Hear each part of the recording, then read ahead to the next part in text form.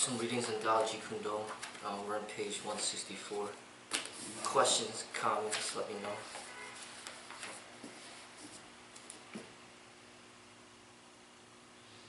To attack, you must study the adversary's weaknesses and strengths and take advantage of the former while avoiding the latter. If your opponent has a good hand for parrying, for instance, the attack should be preceded by a beat, press, or feint that might disorganize the functioning of the parry.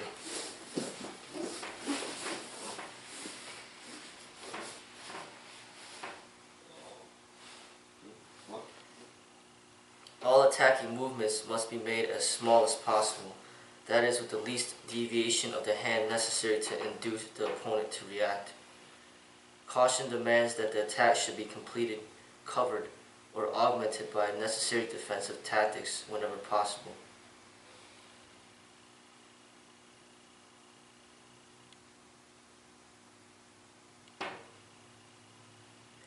The form of an attack is generally dictated by the form of defense used by the opponent. In other words, between opponents of approximately the same caliber, an attack can rarely be successful unless it deceives or outwits the defense. For instance, an attack made with a circular movement cannot succeed if the defender meets it with a simple or lateral movement in its parry. It is therefore essential to correctly anticipate an opponent's reaction if the attack is to succeed. Your final choice of stroke should be based on your observation of the opponent's reactions, habits, and preferences.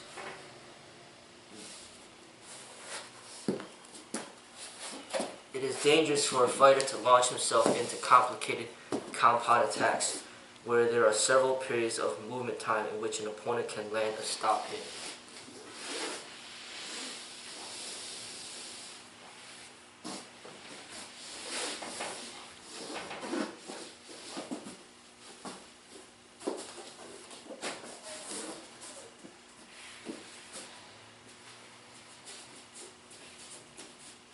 The more complicated the attack, the more chance there is an unpremeditated counter-offensive movement being executed out of hand. This being the case, the attack proper must remain simple, whatever form the preparation may have taken.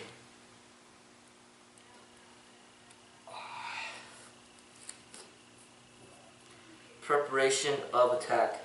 Because of the wide measure of the opponent maintains, the gaining of distance has to be covered by some action which will momentarily distract the opponent's attention. This action may be a variation of distance, attacks on the closer targets, usually lead leg, extended hand, groin. Combination of the above two. A combination of attacks to disturb.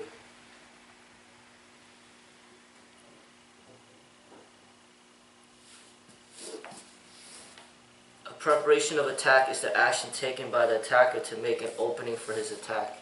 It usually consists of some movement which will deflect the attacking opponent's extended lead or obtain a desired reaction for an opening that will afford a change of distance.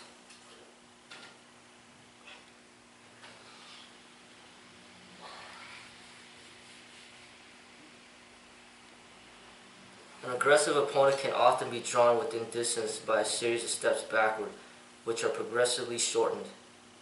A wary opponent can sometimes be maneuvered into the same position by a series of steps forward and backward of varying length.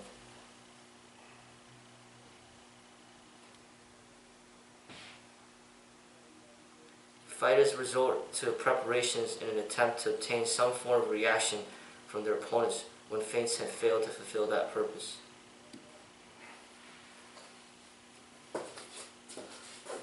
Feints preceded by beats or trappings of the hand can upset the offender's confidence and force him to move to defensive action against his will. His defensive action may then be deceived in the attack.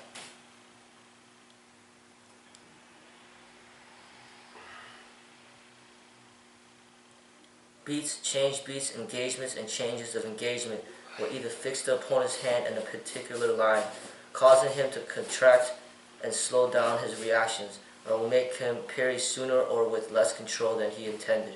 Whatever the reaction, it may pave the way for a successful, simple attack.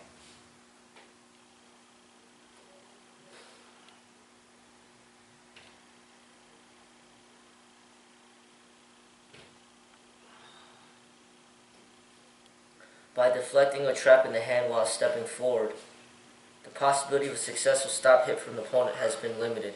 Likewise, obstructing the leg as a preliminary step is very effective.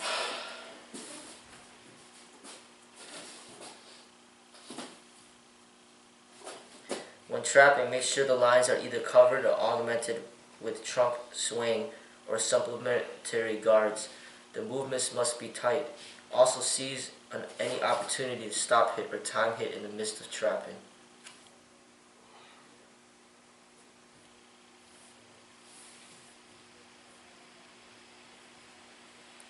Trapping the hand beats or opposition on the hand can make it difficult for the adversary to parry by confusing him. Watch out for disengagement. If he is a habitual disengager, the stop hit him by first feinting in preparation, then attacking with the trap.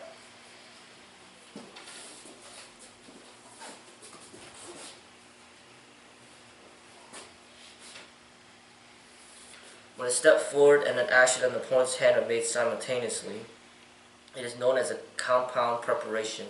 Its success depends on perfect coordination of both the hands and feet. Much time must be given to the practice of this type of action.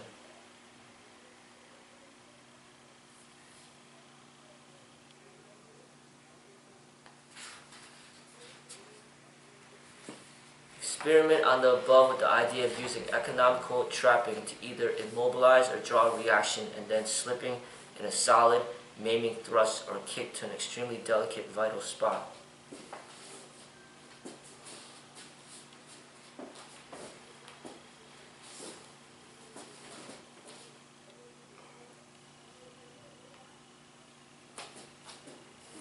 When advancing for the preparation of attack, pay particular attention to your balance and foot control so that you can halt your movement forward with the least possible effort.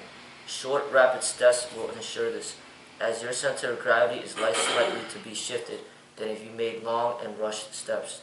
Do not hurl yourself at your opponent, but gain and maintain distance in a calm and precise manner.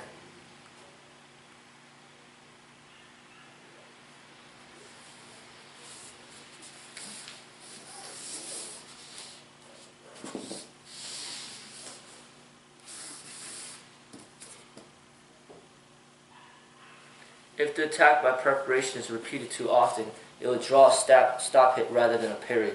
So when you do use the attack by preparation, initiate it with great economy and never open the lines more than necessary to trap. Try to shorten your period of vulnerability. By remembering that through the preparation and the attack form one smooth flow, they are actually two separate movements. The fighter will be able to take precautions against possible counterattacks.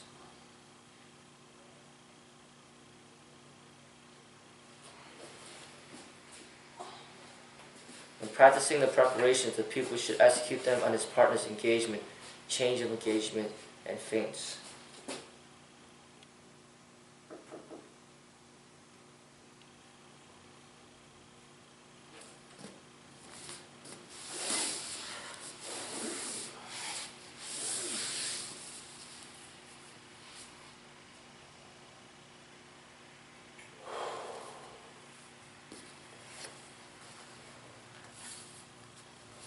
All direct and indirect attacks composed of a simple movement are called simple attacks because their object is to go to the target by the most direct route. A direct simple attack is one made into the line of engagement or into the opposite line by simply beating the opponent to the punch or catching him in a moment of vulnerability. An indirect simple attack is a simple movement, the first half of which causes some reaction from the opponent so that the second half may be completed opposite the original line of engagement into the opening line. Any thrust is more likely to be successful if it is made as the line is opening rather than as it is being closed. An attack thrown into the opening line gains time because the opponent's action is committed to moving to the opposite direction, and he must reverse his action or alter it substantially in order to defend. When deceiving the opponent's hand, offensive hand actions are usually made of semicircular or circular movements. Indirect attack often makes use of the disengagement or counter disengagement in order to reach the opening line.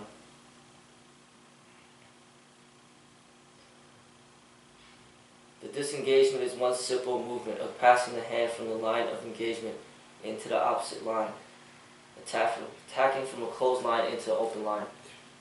To time this move for the execution of the attack means that for a moment the defense is moving in the opposite direction to that of the attack. Therefore, it is while the opponent's arm is traveling across, the fighter must start his offensive action. Similar timing can be obtained from a fighter who is continually making an absence of touch and returning to engagement.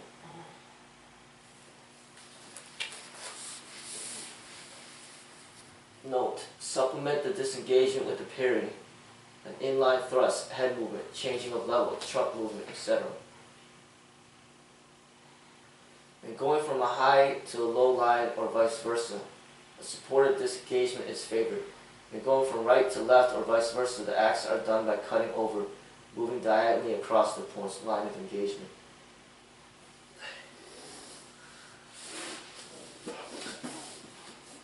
The following are two types of simple attack and the movements on the opponent's part with which they must be timed.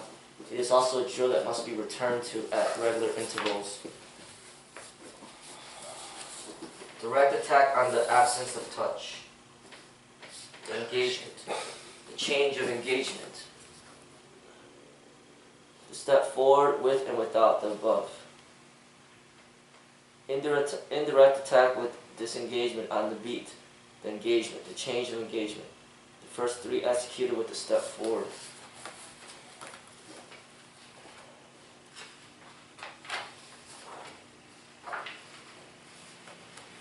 Counter disengagement is the offensive movement that corresponds to the change of engagement or to the counter parry. Its object is to deceive a circular movement, not a lateral movement, which is the object of disengagement. Unlike the disengagement, the counter disengagement does not end in the line opposite to that of the opponent.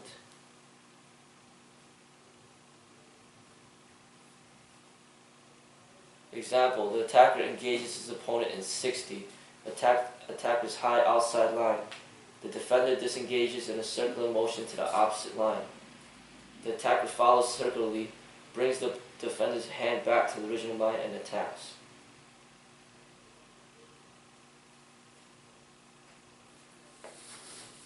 Remember, most people are weak in the low line. Often direct your simple attack, disengagement, and counter disengagement toward the low line. Remember also, defend while attacking. If you wish to make use of any form of attack, the opponent's habits and preferences must be observed.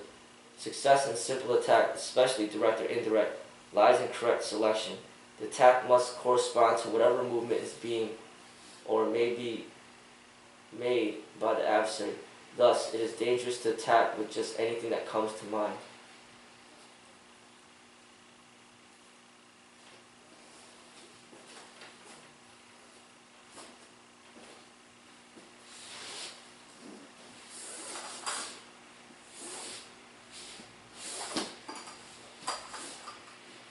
The success of simple attack also depends on the correct timing of the movement, which must naturally be related to the cadence of the opponent's movements, if it is not to be caught up in them.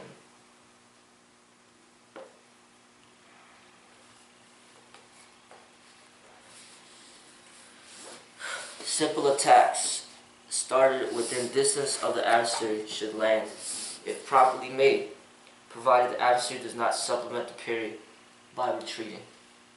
Thus, to be safe, induce the opponent to step forward into the within distance area and nail him while he is stepping or merely shifting his weight forward, or when he shows any sign of weightiness, mentally or physically.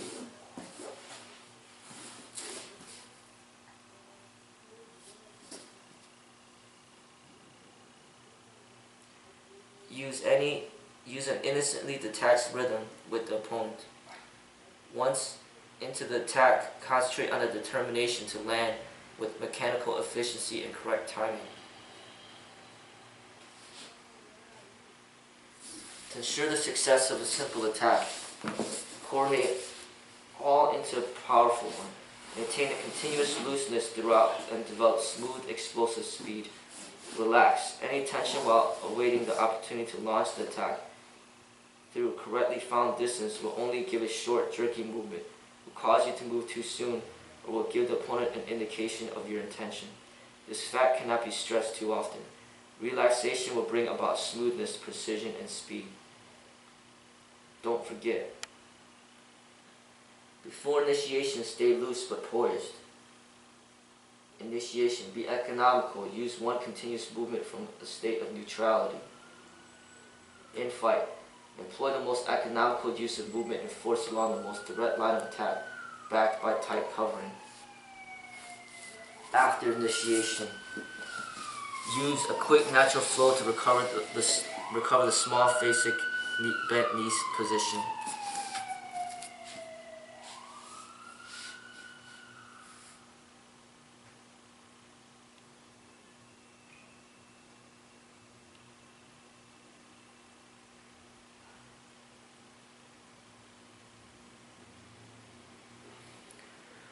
Emphasize the repetitious drilling of economical form to acquire instinctive initiation, speed, and length of power and penetration. Remember that acceleration can be increased by sheer practice and willpower. Mechanical repetition is the basis of this. Lunge 200 or 300 times per day, faster and faster each time.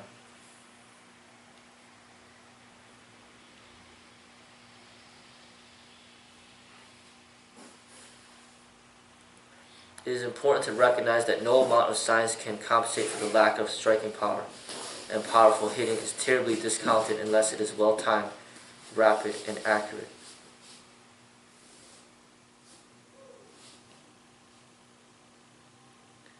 Thus, the first step for anyone is learning to hit and kick properly with either limb. Hitting and kicking must also be taught in conjunction with footwork. Nothing bothers an adversary more than variety in both attack and defense, and it eases physical strain by constantly shifting the onus of exertion from one group of muscles to another. Likewise, nothing is more dangerous than a half-hearted attack. Let your attacks fly, concerning yourself only with the correct and most determined execution of your offensive.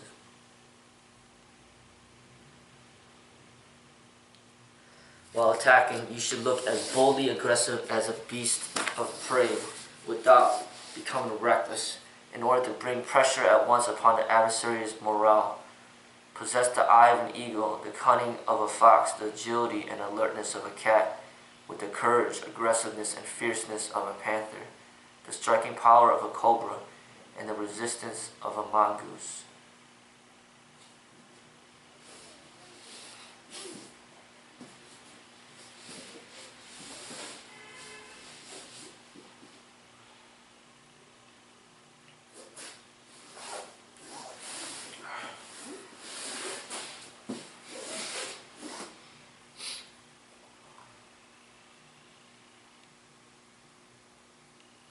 Simple attack will not always be successful against every opponent.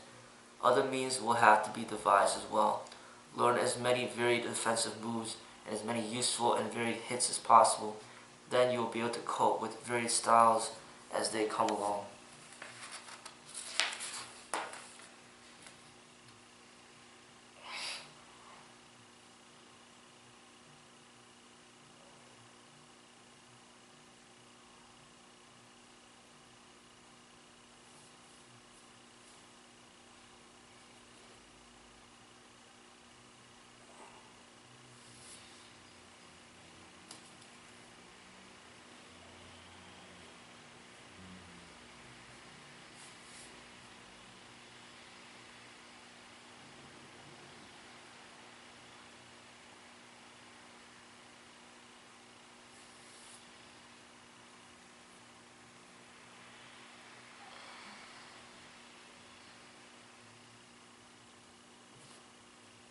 Between fighters of equal speed and technique whose judgments of distance are maintained correctly, a simple attack is extremely difficult to bring off.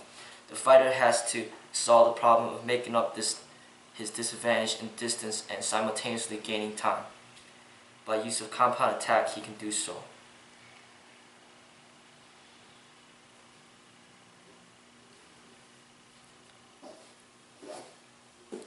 Compound attacks consist of more than one action and may be initiated first by a feint, a preparation on the hand, or an attack on a closer target, followed immediately by the real attack.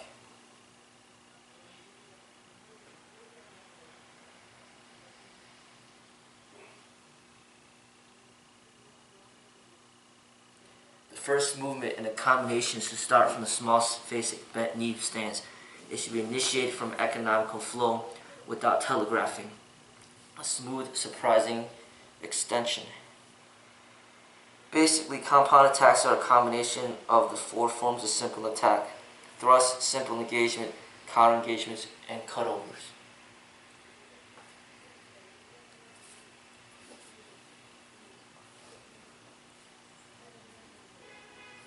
The complexity of the compound attack used is directly related to the opponent's ability to parry the offensive movements made.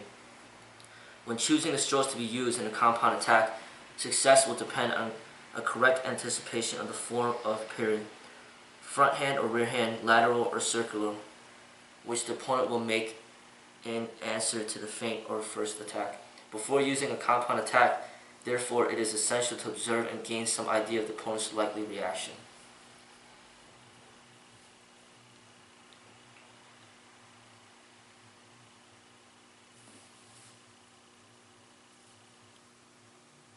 Feints must be made sufficiently to impress the opponent. Also employ the least number of feints necessary to achieve success. The more complicated the form of the compound attack, the less chance it is of being successful. It is dangerous to attempt attacks composed of more than 2 feints.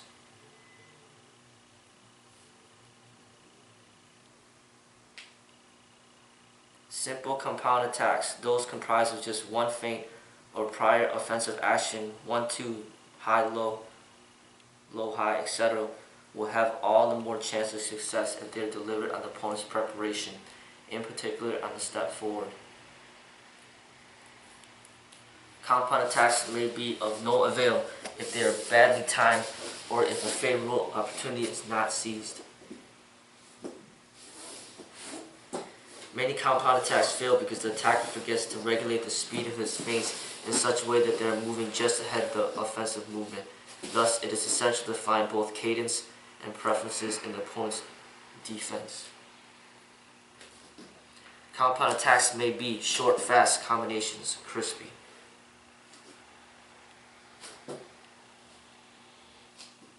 Deep, penetrative, and fast combinations, uncrispy.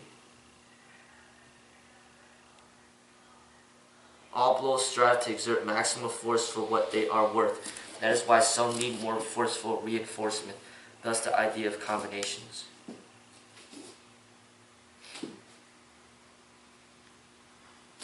Be exposed to the various paths of combinations and be able to change the paths during execution.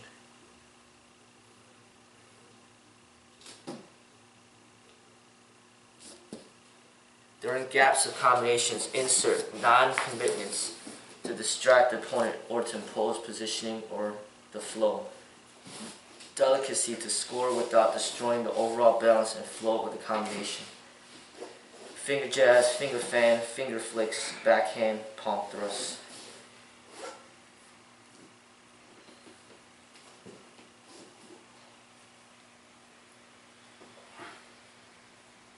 Use double leads against a man who is slow on his feet or who is exhausted.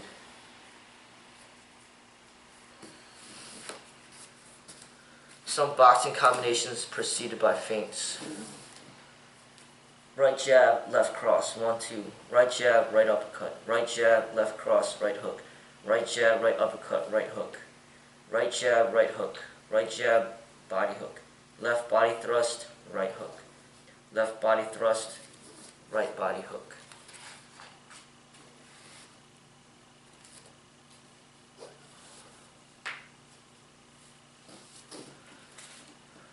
Combinations with kicking. Find kicks most economical for yourself and those most direct to the opponent. Use the on-guard position for guidance. Kicks and compound attacks may have several purposes. To disorganize. Hook kick to knee, low stopping side kick, lead hand finger jab, rear hand cross, or preparation on opponent's hand, trapping. Direct, fast, drone, hook kick 2. Don't take eyes off opponent. Don't commit to point of difficulty to recovery. Remember on guard positioning.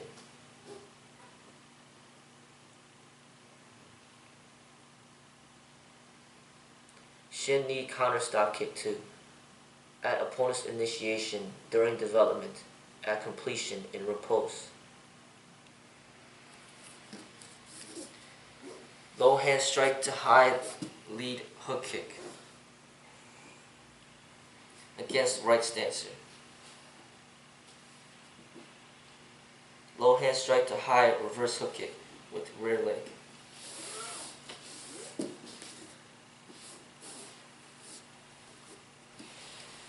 Feint high, hook kick low. Feint hook kick high, or feint hook kick low, strike high. Feint side, spinning back kick. Feint side kick, hook kick, lead foot. Feint lead straight kick, hook kick, lead foot.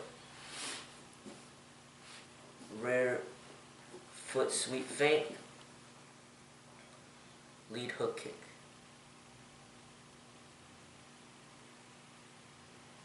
To harass, direct, fast, drone hook kick, and direct, fast, shin knee side kick.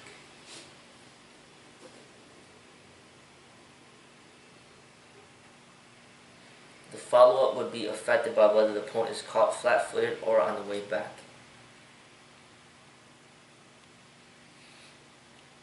To force, double stepping shin knee side kick.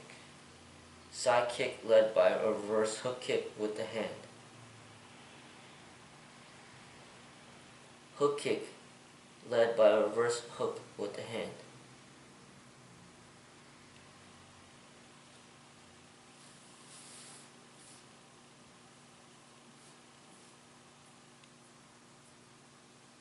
Pursuing side kicks and hook kicks.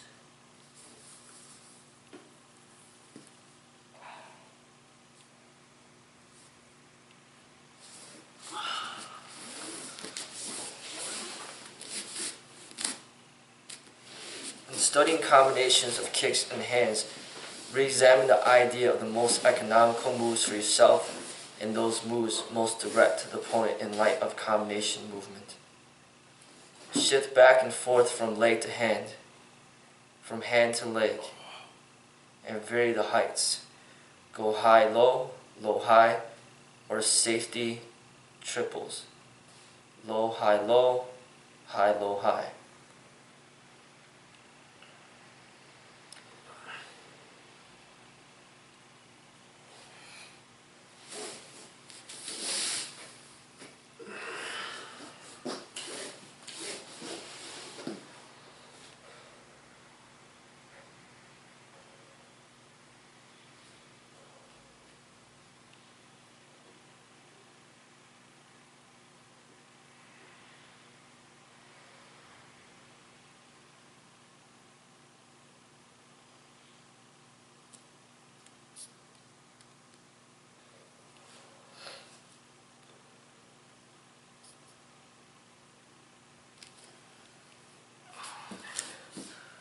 Let's finish off with a little nunchucks.